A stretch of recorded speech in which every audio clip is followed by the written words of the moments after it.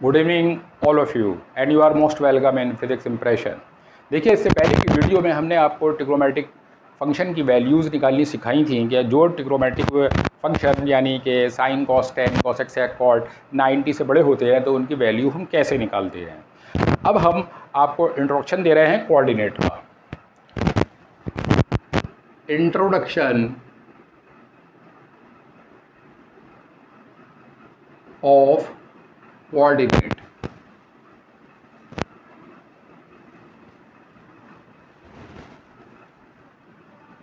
देखिए, मैकेनिक्स को अच्छे लेवल पर समझने के लिए कोऑर्डिनेट की भी ज़रूरत है। अब देखिए, कोऑर्डिनेट का जनरल इंट्रोडक्शन देखने के लिए आप देखें कि ये हमारे पास कोऑर्डिनेट एक्सिस होते हैं। ये x axis x x dash, this is y axis y y dash. अब देखिए क्या होता है कि ये दोनों एक्सिस एक दूसरे को जहाँ इंटरसेक्ट करते हैं दैट इज़ ओरिजिन और इसके कोऑर्डिनेट 0 0 होते हैं।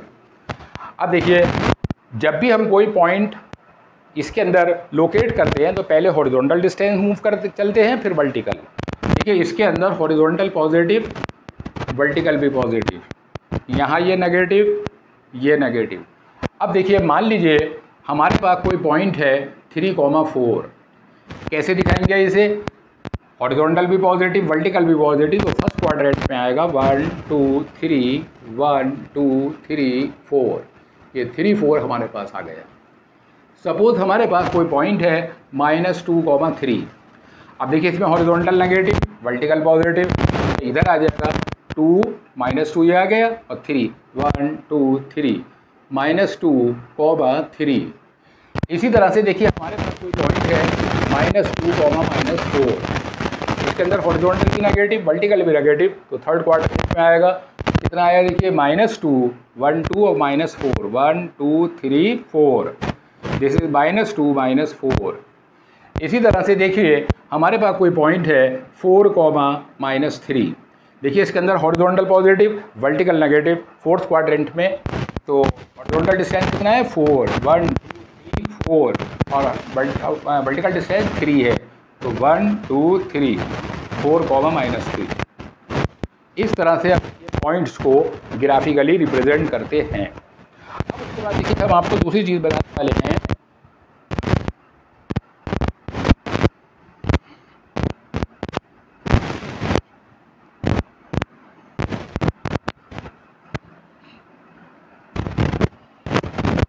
देखिए, ये हमारे कोऑर्डिनेट एक्सिस हैं।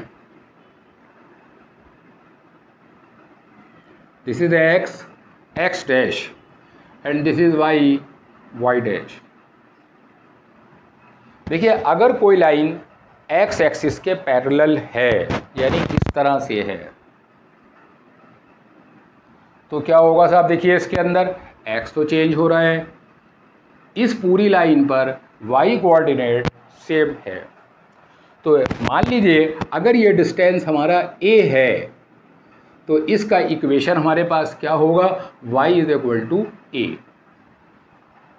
ठीक है, यानी कि जो कोऑर्डिनेट चेंज नहीं हो रहा है उसी को हम लेंगे। तो जो लाइन x एक्सिस के पैरेलल होगी उसके अंदर क्या आएगा? y = कांस्टेंट, कितने डिस्टेंस पर है। सपोज अगर यही लाइन हमारी यहाँ हो तो ये डिस्टेंस आपका नेगेटिव हो जाएगा। क्या हो जाएगा? इसका इक्वेशन y = -a। ठीक है, अगर मान लीजिए लाइन y एक्सिस के पैरेलल है, इस तरह से है, तो ये डिस्टेंस सपोज हमारे पास b है, तो ये किसके पैरेलल है? y एक्सिस के, तो इसका इक्वेशन क्या हो जाएगा? x = b। ठीक है, ये हमें याद रखना है। इसी तरह से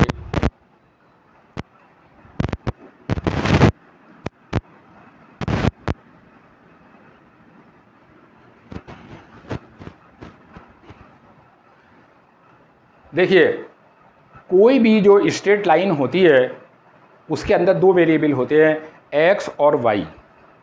ठीक है, मान लीजिए हमारे पास ये एक इक्वेशन है ax + by = 0। इसके अंदर दो वेरिएबल, दोनों सिंगल पावर में हैं, लीनियर पावर में हैं, और बीच में प्लस है या माइनस भी हो सकता है। तो ये क्या है? That is a straight line, that is straight line. अब देखिए इस इक्वेशन के अंदर कांस्टेंट टर्म नहीं है, ax plus b y equal to 0, कोई कांस्टेंट टर्म इसके अंदर नहीं है। तो इस टाइप की जो स्ट्रेट लाइन होगी वो ओरिजिन से पास होती है, पासिंग थ्रू ओरिजिन। अब अगर देखिए अगर इसमें कांस्टेंट टर्म हो, जैसे suppose ax plus b y plus c equal to 0, देखिए इसके अंदर कांस्टेंट टर्म भी है। तो जिन इक्वेशन के अंदर कांस्टेंट टर्म होगा, x और y लीनियर पावर में होंगे, प्लस या माइनस में होंगे, तो वो स्ट्रेट लाइन को तो शो करेगी, लेकिन वो स्ट्रेट लाइन ओरिजिन से पास नहीं होगी। ठीक है, तो ये जो है does not pass through origin,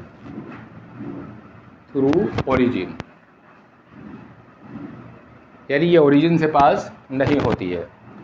इसका मतलब क्या हुआ कि स्ट्रेट लाइन का जो इक्वेशन होता है वो दो वेरिएबल के अंदर होता है, दोनों वेरिएबल सिंगल पावर में होते हैं, प्लस या माइनस में होते हैं।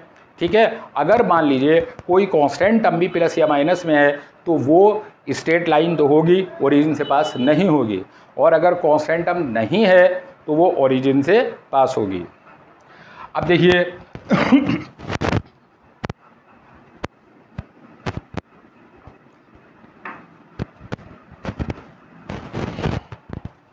एक चीज़ होती है स्लोप। स्लोप का मतलब क्या होता है कि कोई भी स्ट्रेट लाइन एक्स एक्सिस की पॉजिटिव डायरेक्शन से जो एंगल बनाती है उस एंगल का टैन यानी टेंजेंट क्या कहलाता है, स्लोप कहलाता है। सपोज हमारे पास ये कोऑर्डिनेट एक्सिस है, ये कोई स्ट्रेट लाइन है और इस स्ट्रेट लाइन ने एक्स एक्सिस की पॉजिटिव डायरेक्शन से थीटा एंगल बनाया। अगर हम इसका स्लोप निकालना चाहें तो slope m is equal to क्या होगा, tan थीटा। स्लोप का मतलब एंगल नहीं होता बल्कि एंगल का टेंजेंट, हमेशा याद रखें। अगर कोई स्ट्रेट लाइन एक्स एक्सिस की पॉजिटिव डायरेक्शन से 30 डिग्री का एंगल बना रही है तो उसका स्लोप 30 डिग्री नहीं होगा बल्कि tan 30। Slope means tangent of the angle. अब देखिए ये स्लोप हो गया। तो इस तरह से कोई भी स्ट्रेट लाइन जो भी एंगल बनाएगी उसकी, मान लो कोई स्ट्रेट लाइन है ये 150 डिग्री का एंगल बना रही है, ठीक है, हम इसका स्लोप निकालना चाहते हैं तो m is equal to tan 150 degree. अब देखिए यहाँ हमें ट्रिग्नोमेट्री की ज़रूरत पड़ती है।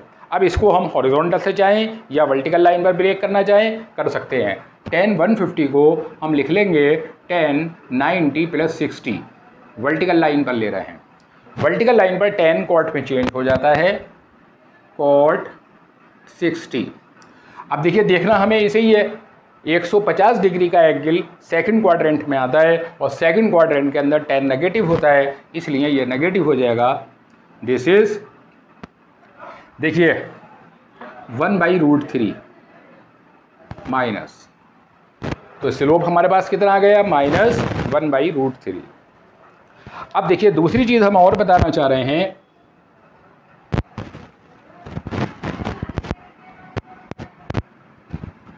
कि मान लीजिए हमारे पास ये कोई स्ट्रेट लाइन है ax plus b y plus c is equal to 0। हम इस लाइन का स्लोप निकालना चाहते हैं। देखिए स्लोप कैसे निकालें, तो स्लोप का फार्मूला होता है slope m is equal to minus coefficient of x upon coefficient of y। देखिए यहाँ पे x का कोफिशिएंट कितना है, -a अपॉन b।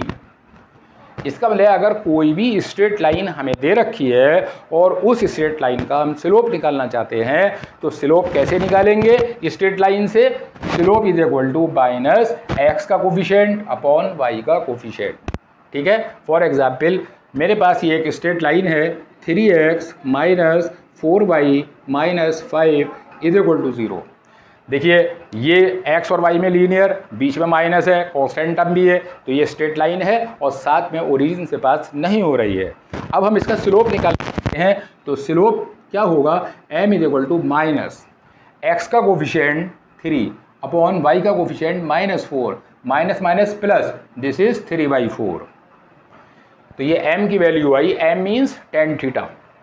स्लोप का मतलब क्या होता है कि कोई भी स्ट्रेट लाइन x एक्सिस की पॉजिटिव डायरेक्शन से जो एंगल बनाती है उस एंगल का tan यानी टेंजेंट क्या कहलाता है, स्लोप कहलाता है।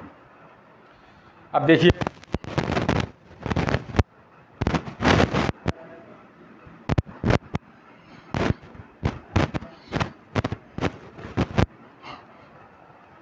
अगर मान लीजिए हमारे पास कोई स्ट्रेट लाइन है ax plus by plus c is equal to 0, ठीक है, हम इसका स्लोप निकालना चाहते हैं। एक दूसरा तरीका भी हमारे पास है, क्या, by को हम एक तरफ रखें, x को दूसरी तरफ ले जाएं, -ax माइनस c, b से सबको डिवाइड कर दें तो y is equal to minus a upon b into x minus c upon b।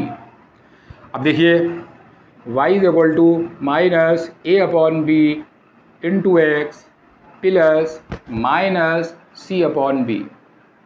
देखिए इस कंडीशन में x का कोफिशिएंट स्लोप बन जाता है। देखिए अभी हमने यहाँ पे स्लोप कितना निकाला था, स्लोप हमने निकाला था माइनस एक्स का कोफिशिएंट बटे वाई का coefficient minus a upon b, वही स्लोप यहाँ पे आ गया। इस इक्वेशन, ये जो इक्वेशन है ये किस फॉर्म की होती है, y is equal to m x plus c. इसका मतलब क्या है कि अगर हम किसी स्ट्रेट लाइन को y is equal to m x plus c के रूप में ब्रेक कर ले तो x का कोफिशिएंट डायरेक्ट स्लोप बन जाएगा और c जो है वो क्या होगा, इंटरसेप्ट ऑन y एक्सिस। यहाँ c क्या है, c है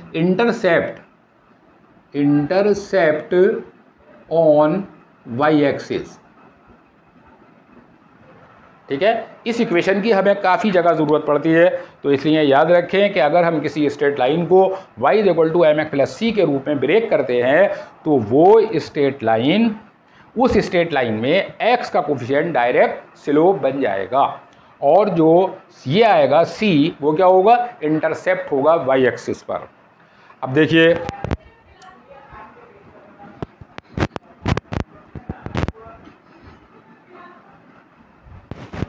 मान लीजिए हमारे पास ये कोई लाइन है ax plus by plus c is equal to 0।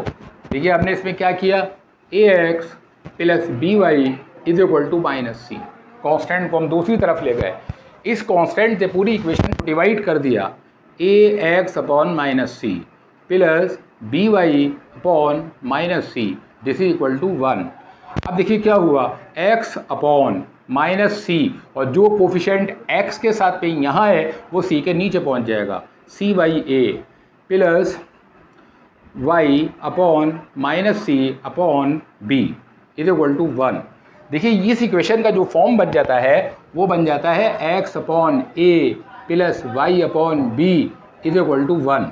ये x एक्सिस पर इंटरसेप्ट होता है और ये y एक्सिस पर इंटरसेप्ट होता है। इसका मतलब क्या है कि अगर किसी इक्वेशन को हम x upon a plus y upon b के रूप में, y upon b is equal to 1 के रूप में ब्रेक कर लें तो x के नीचे जो भी कुछ आएगा वो x एक्सिस पर इंटरसेप्ट होगा और y के नीचे जो भी आएगा वो y एक्सिस पर इंटरसेप्ट होगा।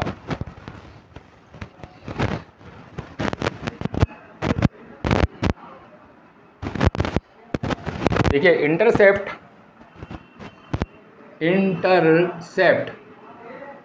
On x axis is equal to कितना हुआ, minus c upon a. Intercept on y axis कितना हुआ, minus c upon B.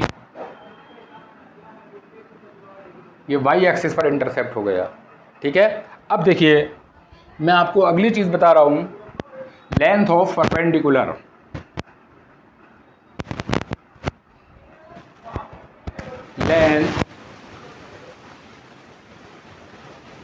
Length of perpendicular from a point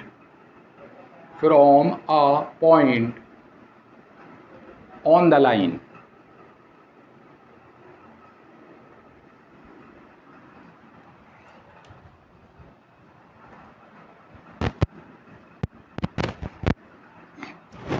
देखिए मेरे पास ये एक स्ट्रेट लाइन है,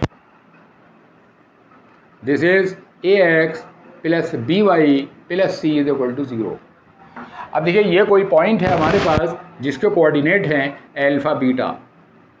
इस अल्फा बीटा से हम इसके ऊपर लेंथ ऑफ परपेंडिकुलर निकालना चाहते हैं। देखिए यहाँ से हमने परपेंडिकुलर ड्रॉ किया, 90 डिग्री का एंगल बनाने वाली लाइन, ये क्या कहलाती है? Length of perpendicular. ठीक है, अब देखिए ये लेंथ ऑफ परपेंडिकुलर हम कैसे निकालेंगे? P इज इक्वल टू, देखिए जिस पॉइंट से हम लेंथ ऑफ परपेंडिकुलर निकालना चाहते हैं उस पॉइंट को हम इस इक्वेशन के अंदर पुट कर देंगे। A alpha plus b beta plus c. अगर मान लो ये सी 0 के दूसरे साइड में होता, सपोज इस तरह से होता a x plus b y is equal to c, तो हम क्या लिखते? A x a alpha plus b beta minus c कर लेते हैं इसे, यानी a x plus b y minus c is equal to 0। ठीक है, अब देखिए उसके बाद हमने क्या करा? एक्स की जगह एल्फा रखा, वाई की जगह beta plus c upon under root x के कोफिशिएंट का स्क्वायर, एक्स का कोफिशिएंट ए है, this is a square plus b square. ठीक है, अब देखिए इसकी हमें बहुत ज़रूरत पड़ती है एंगुलर मोमेंटम के अंदर। जब हम रोटेशनल मैकेनिक्स के अंदर आएंगे तो वहाँ हमें एंगुलर मोमेंटम निकालना होता है, उसमें लेंथ ऑफ परपेंडिकुलर की ज़रूरत पड़ती है। अब देखिए सपोज हमारे पास ये कोई स्ट्रेट लाइन है, 3x plus 4y plus 5 is equal to 0। इस पे 1, 2 से लेंथ ऑफ परपेंडिकुलर निकालना चाहते हैं। क्या हो जाएगी? P is equal to 3x की जगह 1 प्लस 4 y की जगह 2 plus 5 upon under root x के कोफिशिएंट का स्क्वायर 9 प्लस वाई के कोफिशिएंट का square 16, this is equal to 3 और 8, 11, 5, 14, 11, 5, 16, 16। देखिए 3, 4 to the 8, 8, 3, 11, 11, 5, 16, 16 under root 25, this is 16 by 5। ये लेंथ ऑफ परपेंडिकुलर हो गई। तो इस तरह से किसी भी दिए हुए पॉइंट से किसी भी दी हुई स्ट्रेट लाइन पर हम लेंथ ऑफ परपेंडिकुलर निकाल सकते हैं। अब देखिए उसके बाद हम आपको एक दूसरी चीज़ बताने वाले हैं, क्या है?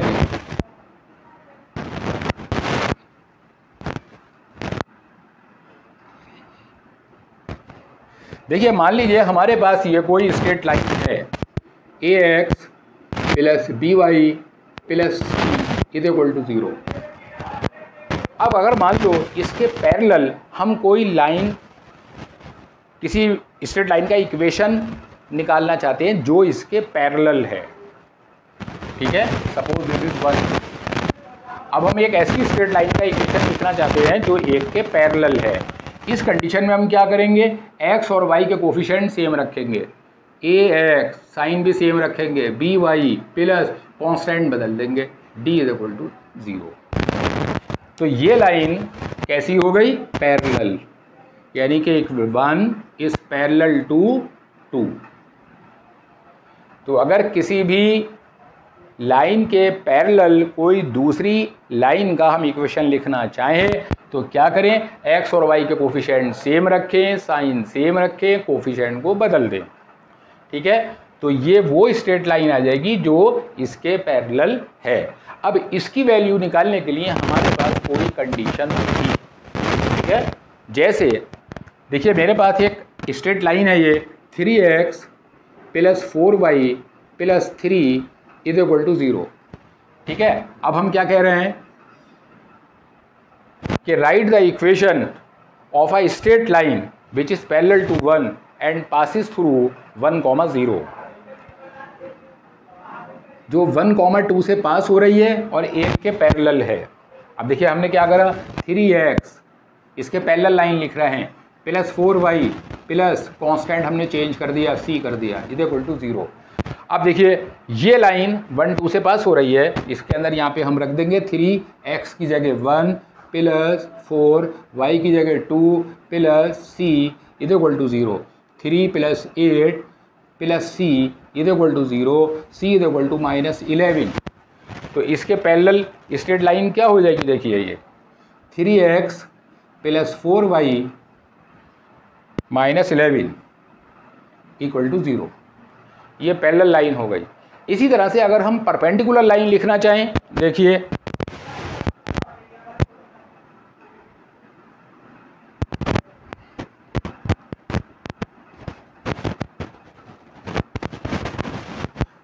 मान लीजिए हमारे पास कोई लाइन है ax plus by plus c equal to 0। हम एक के परपेंडिकुलर लाइन का इक्वेशन लिखना चाहते हैं। जहां परपेंडिकुलर लाइन लिखना चाहते हैं वहां हम क्या करेंगे, y का कोफिशिएंट x को दे देंगे, x का कोफिशिएंट y को दे देंगे। ठीक है, देखिए इक्वेशन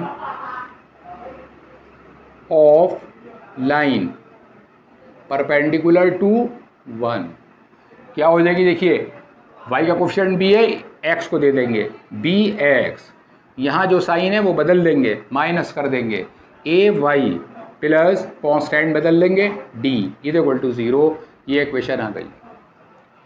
ठीक है, तो अगर परपेंडिकुलर लाइन लिखनी होती है हमें तो हम क्या करेंगे, x और y के कोफिशिएंट इंटरचेंज कर देंगे, बीच का साइन बदल देंगे। सपोज अगर यहाँ माइनस होता तो प्लस कर देंगे और प्लस होगा तो माइनस कर देंगे। ठीक है, कांस्टेंट हमें बदलना ही है। इस कांस्टेंट की वैल्यू किसी कंडीशन के अकॉर्डिंग हम निकालेंगे जो हमें दी हुई होगी। ठीक है, तो इसका मतलब क्या हुआ कि अगर दो स्ट्रेट लाइन एक दूसरे के पैरेलल हैं तो उनके स्लोप बराबर होते हैं। देखिए in parallel straight line slope कैसे होंगे, इक्वल। इन परपेंडिकुलर स्ट्रेट लाइन स्लोप का प्रोडक्ट -1 के बराबर होगा। ये आपको याद रखना है। अगर दो स्ट्रेट लाइन एक दूसरे के पैरेलल हैं तो उनके स्लोप कैसे होंगे, इक्वल। और अगर दो स्ट्रेट लाइन एक दूसरे के परपेंडिकुलर हैं तो उनके स्लोप का प्रोडक्ट हमेशा -1 के बराबर होता है।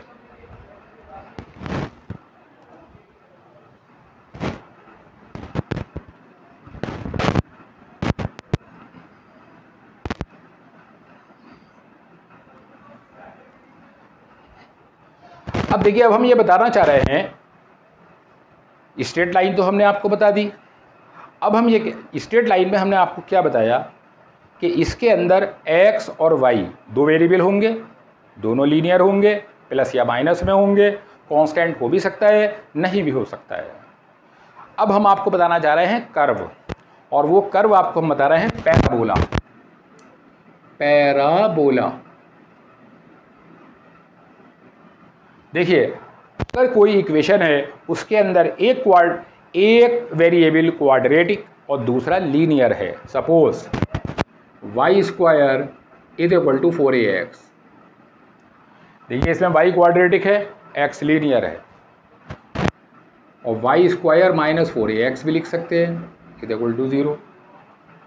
या ऐसा भी हो सकता था x square -4ay is equal to 0। तो अगर कोई इक्वेशन दो वेरिएबल के अंदर है, एक क्वाड्रेटिक दूसरा लीनियर, तो वो पैराबोला को शो करती है। और पैराबोला का शेप कैसा होता है, इस शेप का होता है। देखिए ये शेप पैराबोला कहलाती है। समझ में आ गई बात? यानी कि पैराबोला जो है एक प्रकार की ओपन कर्व होती है। अब देखिए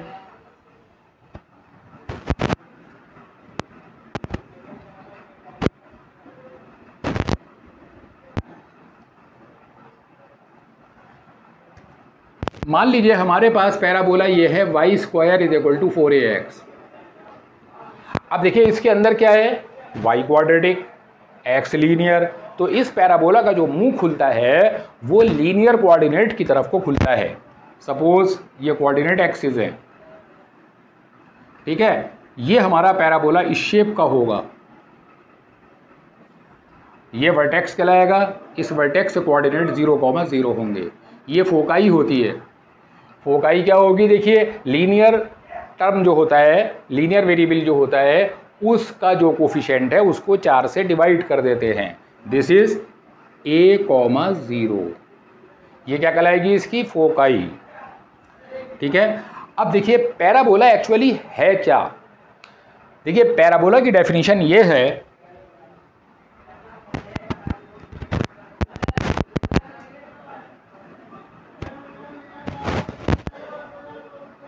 कि अगर कोई पॉइंट इस तरह से मूव करता है कि उसका एक फिक्स्ड पॉइंट से डिस्टेंस और एक फिक्स्ड स्ट्रेट लाइन से डिस्टेंस, ये फिक्स्ड स्ट्रेट लाइन है, फिक्स्ड स्ट्रेट लाइन, और ये फिक्स्ड पॉइंट है, और ये कोई पॉइंट P है जो वेरिएबल है। अगर कोई पॉइंट इस तरह से मूव करता है कि उसका एक फिक्स्ड पॉइंट से और एक फिक्स्ड स्ट्रेट लाइन से डिस्टेंस हमेशा बराबर रहे, इस नियम को अगर वो फॉलो करते हुए मूव करे तो वो जो कर्व बनाता है वो कर्व क्या होती है, पैराबोला। यानी पैराबोला की डेफिनेशन क्या है कि अगर कोई पॉइंट इस प्रकार से मूव करता है कि उसका एक फिक्स्ड पॉइंट से और एक फिक्स्ड स्ट्रेट लाइन से डिस्टेंस हमेशा बराबर रहे, तो उस पॉइंट का जो लोकस होता है यानी पाथ होता है, इट रिप्रेजेंट पैराबोला। तो ये पैराबोला हो गया, और ये पैराबोला का वर्टेक्स कहलाता है 0, 0, और ये फिक्स पॉइंट को हम फोकाई कहते हैं। और ये फिक्स्ड स्ट्रेट लाइन जो होती है, देखिए ये दोनों डिस्टेंस कैसे होंगे, बराबर। मान लो पॉइंट यहाँ आ जाए तो ये डिस्टेंस और ये डिस्टेंस कैसे होंगे, बराबर। इसी तरह से पॉइंट यहाँ आ जाए, ये डिस्टेंस और ये डिस्टेंस कैसे होंगे, इक्वल। इस फिक्स्ड स्ट्रेट लाइन को हम कहते हैं लेटस रेक्टम, बल्कि इस फिक्स्ड स्ट्रेट लाइन को हम कहते हैं डायरेक्ट्रिक्स।